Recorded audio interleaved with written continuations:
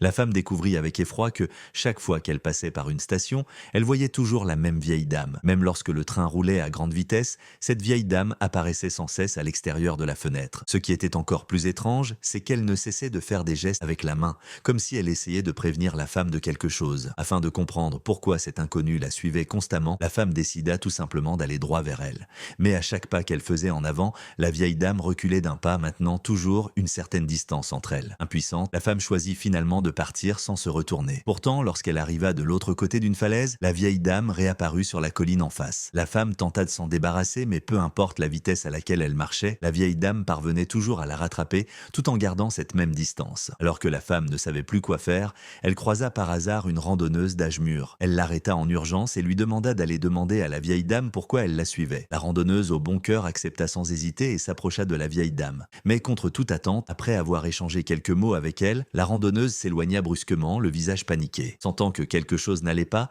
la femme quitta rapidement les lieux et se rendit dans un hôtel. Elle raconta son expérience au propriétaire et lui demanda d'aller lui aussi parler à la vieille dame pour comprendre ce qu'elle voulait. Mais à sa grande surprise, après avoir parlé avec elle, le propriétaire réagit exactement comme la randonneuse de la journée. Comme s'il avait perdu son âme, il s'enfuit aussitôt. La femme resta pétrifiée de peur et décida sur le champ de passer la nuit à l'auberge. Une nuit passa, puis une autre, et la vieille dame se tenait toujours devant la porte, refusant de partir. Furieuse, la femme réserva alors 7 nuits supplémentaires, décidée à voir combien de temps la vieille dame tiendrait. Cependant, au 3e jour à peine, la patronne voulut la chasser de force car le propriétaire avait disparu sans laisser de traces depuis la nuit où il avait parlé à la vieille dame et n'était jamais revenu. Une forte sensation d'étouffement obligea la femme à prendre le train pour rentrer chez elle. De retour à la maison, elle raconta toute l'histoire à sa mère. Celle-ci pensa rapidement à une solution, rester en communication téléphonique avec sa fille tout en allant parler directement à la vieille dame afin que la femme puisse entendre ce qui se disait entre elles. Mais lorsque la mère s'approcha de la vieille dame,